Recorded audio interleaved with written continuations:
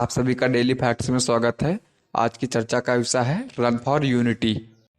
आइए देखते हैं चर्चा में क्यों है। आज इंदिरा गांधी की पुण्यतिथि है और सरदार पटेल की जन्मतिथि भी। इसके बाद पीएम ने दिल्ली के विजय चौक पर जनता को संबोधित किया और फिर रन फॉर यूनिटी को हरी झंडी दिखाई। विजय चौक से इंडिया गेट तक 3 किलोमीटर की इस दौड़ में मोदी खुद भी दौड़े। इस कार्यक्रम में शामिल होने के लिए कई बड़े दिग्गज पहुंचे। मोदी जी के तमाम मंत्री और खेल जगत की दिग्गज हस्तियां भी रन फॉर यूनिटी के लिए दौड़े। इसकी ऊंचाई 240 मीटर है, जिसमें 58 मीटर का आधार है। मूर्ति की ऊंचाई 182 मीटर है, जो स्टैच्यू ऑफ लिबर्टी से लगभग दोगुनी है। 31 अक्टूबर 2013 को वल्लभ भाई पटेल की 137वीं जयंती के मौके पर गुजरात के तत्कालीन मुख्यमंत्री नरेंद्र मोदी ने गुजरात के नर्मदा जिले में सरदार वल्लभ भाई पटेल के एक नए स्मारक का शिलान्यास किया। यहाँ लाहौर से निर्मित सरदार वल्लभ भाई पटेल की एक विशाल प्रतिमा लगाने का निश्चय किया गया। अतः इस स्मारक का नाम एकता की मूर्ति स्टैच्यू ऑफ यूनिटी रखा गया। प्रस्तावित प्रतिमा को एक छोटे चट्टानी द्वीप साधु बेट पर स्थापित किया गया, जो केवड़िया में सरदार सरोवर बांध के सामने नर्मदा नदी के बीच स्थित है।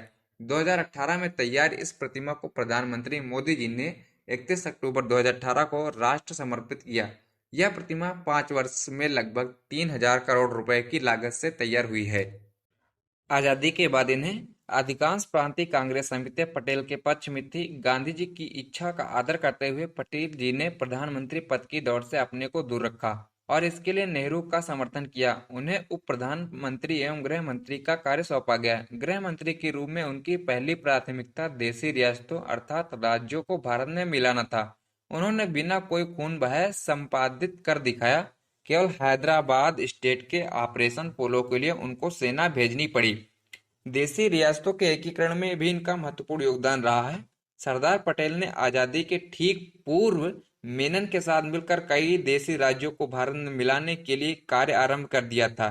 पटेल और मेनन ने देशी राजाओं को बहुत समझाया कि उन्हें स्वायत्तता देना संभव नहीं होगा। इसके परिणाम स्वरूप तीन को छोड़कर शेष सभी राजवाड़ों ने स्वेच्छा से भारत में विलय का प्रस्ताव स्वीकार कर लिया। केवल जम्मू एवं कश्मीर, जूनागढ़ तथा हैदराबाद स्टेट के राजाओं ने ऐसा करना नहीं स्वीकारा। जूनागढ़ सौराष्ट्र के पास एक छोटी रियासत थी और चारों ओर से भारतीय भूमि से घिरी थी।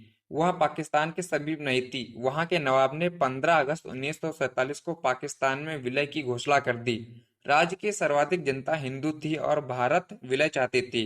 नवाब के विरुद्ध बहुत विरोध हुआ तो भारतीय सेना जूनागढ़ में प्रवेश कर गई। नवाब भागकर पाकिस्तान चला गया और 9 नवंबर 1947 को जूनागढ़ भी भारत में मिल गया। फरवरी 1948 में वहां जन्म संग्रह कराया गया, जो भारत में विलय के पक्ष में रहा। हैदराबाद भारत की सबसे बड़ी रियासत थी, जो चारों ओर से भारतीय भूमि से घिरी थी। वहां के निजाम ने पाकिस्तान के प्रोत्साहन से स्वतंत्र राज्य का दावा किया और अपनी सेना बढ़ाने लगा। वह ढेर सारे हथियार आयात करता रहा। पटेल चिंतित हो उठे। अंततः भारतीय सेना 13 सितंबर 1948 को हैदराबाद में प्रवेश कर गई। 3 दिनों के बाद निजाम ने आत्मसमर्पण कर दिया और नवंबर 1948 में भारत में विलय का प्रस्ताव स्वीकार कर लिया। नेहरू ने कश्मीर को यह कहकर अपने पास रख लिया कि यह समस्या एक अंतर्राष्ट्रीय समस्या है। कश्मीर समस्या को संयुक्त राष्ट्र संघ में ले गए और अंतर्राष्ट्रीय समस्या अलगाववादी ताकतों के कारण कश्मीर की समस्या दिनों दिन बढ़ती गई। 5 अगस्त 2019 को प्रधानमंत्री मोदी जी और गृह मंत्री अमित शाह जी के प्रयास से कश्मीर को विशेष राज्य का दर्जा देने वाला अनुच्छेद 370 और 35A समाप्त हुआ। कश्मीर भारत का अभिन्न अंग बन गया और सरदार पटेल का भारत को अखंड बनाने का स्वप्न साकार हुआ। अब 31 अक्टूबर 2019 को जम्मू कश्मीर तथा लद्दाख के रूप में दो केंद्र शासित प्रदेश अस्तित्व में आए। अब जम्मू कश्मीर केंद्र के अधीन रहेगा और भारत के सभी कानून वहां लागू होंगे। सरदार वल्लभ भाई पटेल के बारे में जानते हैं। वल्लभ भाई पटेल का जन्म 31 अक्टूबर 1875 में हुआ था, जो सरदार पटेल के नाम से लोकप्रिय थे। एक भारतीय राजनीतिज्ञ थे। उन्होंने भारत के पहले उप प्रधानमंत्री के रूप में कार्य किया।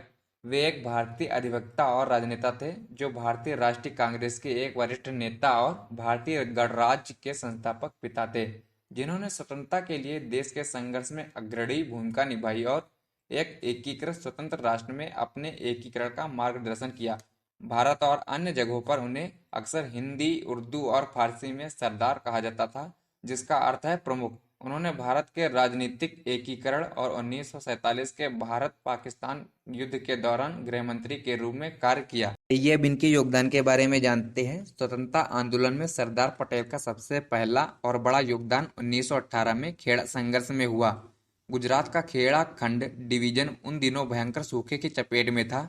किसानों ने अंग्रेज सरकार से भारी कर में छूट की मांग की। जब यह स्वीकार नहीं किया गया तो सरदार पटेल, गांधी जी एवं अन्य लोगों ने किसानों का नेतृत्व किया और उन्हें कर न देने के लिए प्रेरित किया।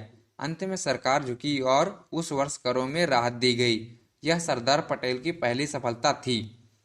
बारडोली सत्याग्रह। बारडोली सत्याग्रह भारतीय स्वाधीनता संग्राम के दौरान वर्ष 1928 में गुजरात में हुआ एक प्रमुख किसान आंदोलन था, जिसका नेतृत्व वल्लभ भाई पटेल ने किया। उस समय प्रांतीय सरकार ने किसानों के लगान में 30% तक की वृद्धि कर दी थी। पटेल ने इस लगान वृद्धि का